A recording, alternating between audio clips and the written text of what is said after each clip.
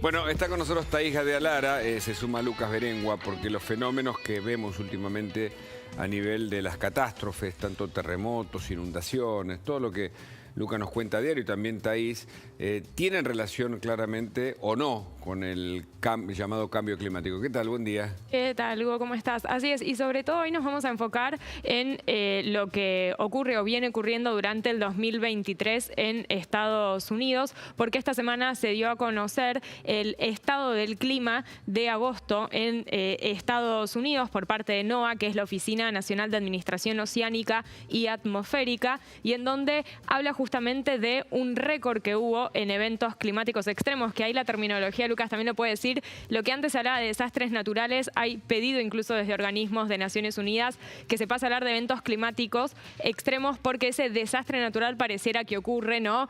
Por sí solo. Claro, y como no, el accidente versus el incidente. exacto, y no que en verdad está dando cuenta de justamente nuestro accionar. Tierra cruje, ¿no? En un mundo ¿Sabes que el más otro día, caliente. hablando de esto, cada vez más consciente y tal vez para aprender y generar más comunicación sobre el tema, hablé con un geólogo, experto en estos temas, y me dijo literalmente, ¿no?, que la Tierra está crujiendo por todo esto, ¿no?, que aumenta la temperatura del agua, como ya venimos conversando, se derriten los polos, la dimensión del agua aumenta y obviamente todo es Todo una eso hace cadena. que, por ejemplo, claro, cualquier tormenta sea mucho más intensiva en su impacto. Pero ahí, Lucas, no sé si querés un poco la parte descriptiva, ¿no?, de estos eventos que hubo en Estados Unidos. Estados Unidos se centró en el estado del clima de agosto, como vos bien decís, y habla de algunos fenómenos particulares. Habla de 23 fenómenos extremos que han ocurrido, 18 fueron relacionados a eventos de inundaciones. Tenemos la tormenta tropical Idalia, que fue el primer huracán de gran categoría mayor que afectó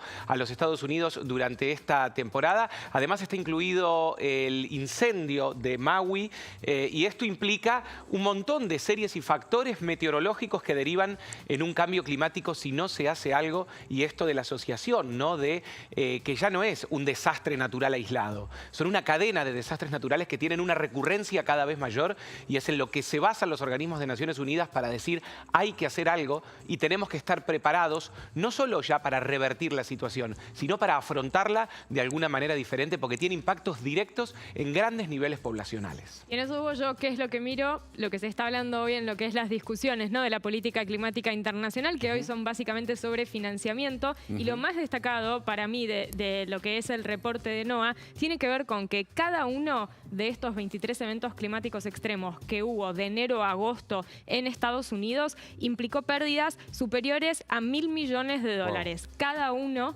de ellos. Y esto hay que entenderlo, estamos hablando solo de lo nacional, en un país como Estados Unidos, que uno entiende que económicamente está mejor y está mejor preparado para poder responder a esas pérdidas. ¿Qué es lo que pasa en la comparativa después con países que están muchos más expuestos y que encima están atravesando crisis económica? Esto es lo que hablamos muchas veces de el famoso pérdidas y daños, o sea, qué es lo que pasa en la etapa final, ¿no?, de la acción climática insuficiente, en donde tras los eventos climáticos extremos hay que afrontar el costo económico, ¿no?, de esas pérdidas y daños que dejó. Recordemos, Estados Unidos es el país históricamente más emisor y es uno de los que históricamente también se ha bloqueado esto de dar dinero para pérdidas y daños, no en su propio país, sino para movilizar dinero para ayudar a otros países ante eventos climáticos extremos. Y un dato, los más de 2.000 muertos, se cree que son muchos más, en Marruecos,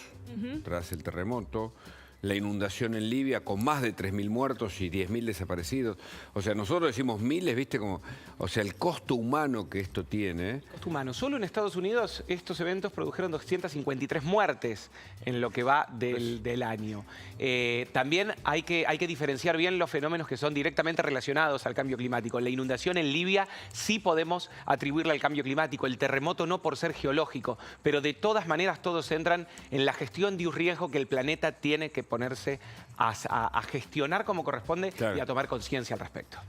Y esto lo relacionamos a todo esto está pasando en vísperas de lo que va a ser la semana que viene, que es cuando inicia el debate general en Naciones Unidas, y en donde el 20 se va a realizar, convocado por el secretario general de Naciones Unidas, Antonio Guterres, una cumbre de ambición climática, en donde él dijo que el ticket de entrada al escenario, o sea, el ticket para que un país, un gobierno pueda hablar, tiene que ser presentar algo más ambicioso en acción Claro, climática. claro. Ayer estuve viendo lo que es, digamos, la organización de esta cumbre y lo que dijeron es que hay más de 100 países interesados, pero muy pocos dieron detalles justamente de qué es eso nuevo que sea más ambicioso en acción climática. Así que esto es interesante de verlo en vistas de lo que pase la próxima semana. Cortito, Sí. recordemos, la directora Celeste Saulo es la nueva secretaria de la Organización Meteorológica Mundial, el organismo de la ONU que se dedica al estudio de todos estos temas. Así que Argentina está en una posición privilegiada, lo mismo que América Latina, para trabajar en estos temas. Thaís, Luca, muchas gracias. Gracias.